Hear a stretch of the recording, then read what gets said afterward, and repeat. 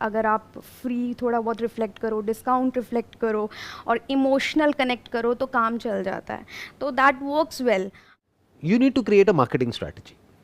उसके लिए आपको क्या करना होगा, पहले आपने डिफाइन किया जो भी इस तरह की फर्म्स हैं वहाँ पर जो लोग काम करते हैं, अब वो लोग ऐसी कौन सी कम्युनिटीज़ हैं जिनसे जुड़े हुए हैं जहाँ पर उनसे रिलेटेड न्यूज़ आती है।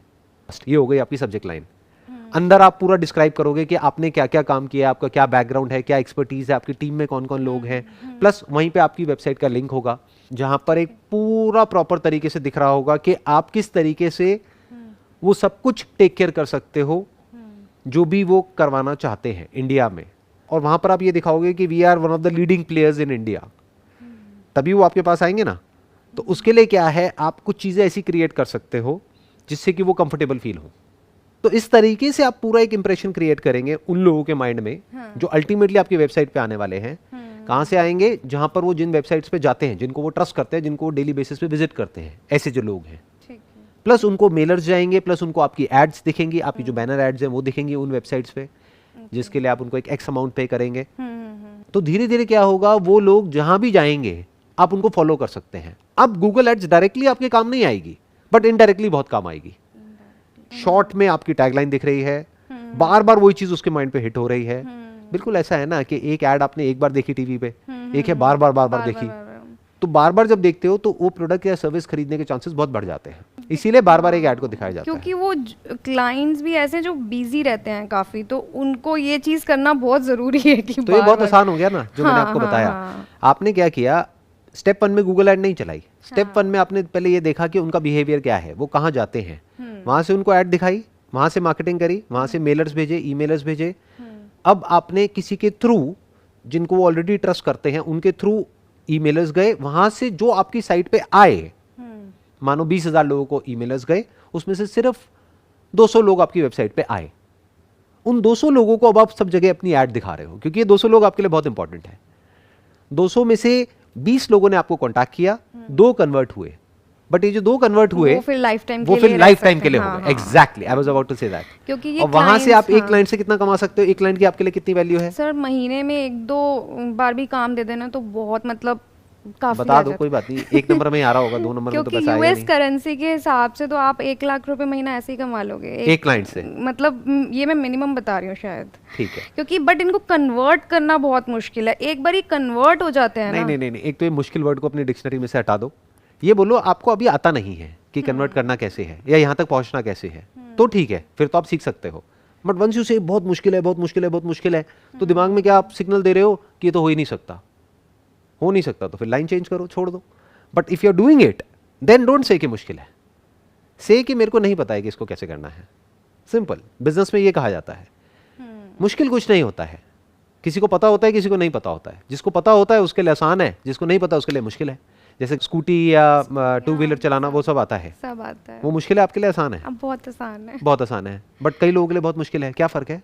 आता नहीं है, आता नहीं है, बस ये बोलो। बिजनेस में जो नहीं आता है वो मुश्किल है, जो आता है वो आसान है। तो ये बोलो मुझे आता नहीं है, मैं सीख लूंगी, उसमें क्या है, 2-4-5 दिन में, 10 दिन में सीख लूंगी कैसे करते हैं।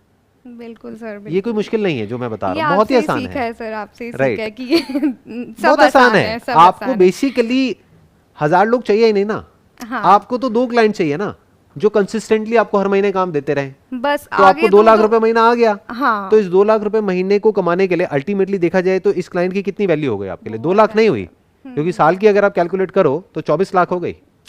तो 24 लाख के लिए 2-3 लाख रुपए खर्चना तो बनता है ना एडवर्टाइजिंग पे। बिल्कुल। तो वो मैं आपको बता रहा हूँ कि कैसे खर्चो और कहाँ खर्चो। वेस्ट मत करो उस पैसे को, ऐसे नहीं कि उठा करके कहीं भी हमने ऐड चला दी, वो तो वेस्ट हो जाएगा 2-3 लाख रुपए। 2-3 लाख को इंटेलिजेंटली खर्चो।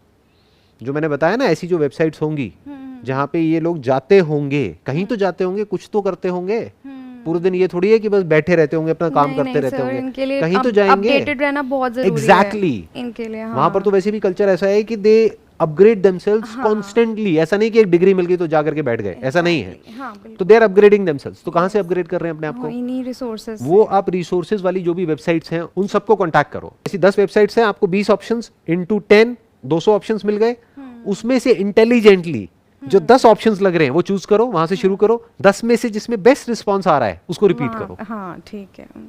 प्लस मैंने जो बताया उसको ट्रैक करो गूगल के थ्रू कि अब वो क्लाइंट जो आपकी वेबसाइट पे एक बार आ गया, हाँ, आपके पेज पर एक बार आ गया, अब उसको ट्रैक करना है पूरी तरीके से। अब वो जहां भी जा रहा है उसको बार बार आपकी ऐड दिख रही है, बार बार उसके सबकॉन्शियस में ये इंप्रेशन बन रहा है कि you are doing something on a big level, you can be trusted. कभी ना कभी तो कांटेक्ट करेगा। 100% करेगा, क्यों नहीं करेगा। You need to play with the psyche of these people. हाँ हाँ, आप अपनी साइकी से चलोगे तो फेल हो जाओगे। इंडिया वाली साइकी यहाँ पर चल ही नहीं रही नहीं है नहीं, US में। ये साइकी इंडिया में भी चलेगी और यूएस में भी चलेगी। आपको क्लाइंट्स की साइकी से समझना होगा चीज़ों को, अपनी साइकी से नहीं। क्योंकि आपकी साइकी क्या है, बेसिकली यू वांट बिजनेस। उनकी साइकी क्या है, they want somebody whom they can trust, हुम दे कैन काउंट अपॉन। तो अब वो ट्रस्ट कैसे बिल्ड होगा, चैलेंज यही है ना आपके लिए। हाँ, ट्रस्ट की। इस तरीके से अपने आप को प्रोजेक्ट करना होगा that you are basically a mid size firm, ना तो बहुत छोटे ना बहुत बड़े। बहुत बड़े होंगे तो उनको लगेगा कि ये तो बहुत महंगे होंगे, फिर तो हम यूएस से ही करा लेंगे, फिर यहाँ से क्यों कराएंगे। बहुत छोटे होंगे तो वो कहेंगे नहीं नहीं, इन पे ट्रस्ट नहीं किया जा सकता। तो उनको ये लगना चाहिए आप एक मिड साइज्ड फर्म हो, जबकि आप एक्चुअल में स्मॉल फर्म हो। अब ये कैसे प्रोजेक्ट करोगे, मैं बताता हूँ। आपकी कंपनी का नाम है मान लो XYZ कंसल्टेंट्स, वहीं नीचे लिखो गुड़गांव, न्यूयॉर्क, लंदन, तीनों जगह वर्चुअल ऑफिसेज ले लो, बहुत सस्ते हैं।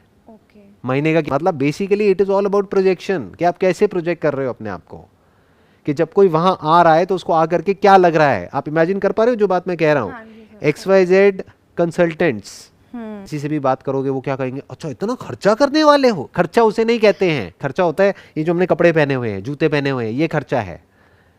मेकअप है वो खर्चा है, गाड़ी है वो खर्चा है, महंगी गाड़ी, महंगा फ़ोन, ये सब खर्चा है। ये खर्चा नहीं है, ये इन्वेस्टमेंट है। बिजनेस में जो किया जाता है वो इन्वेस्टमेंट है।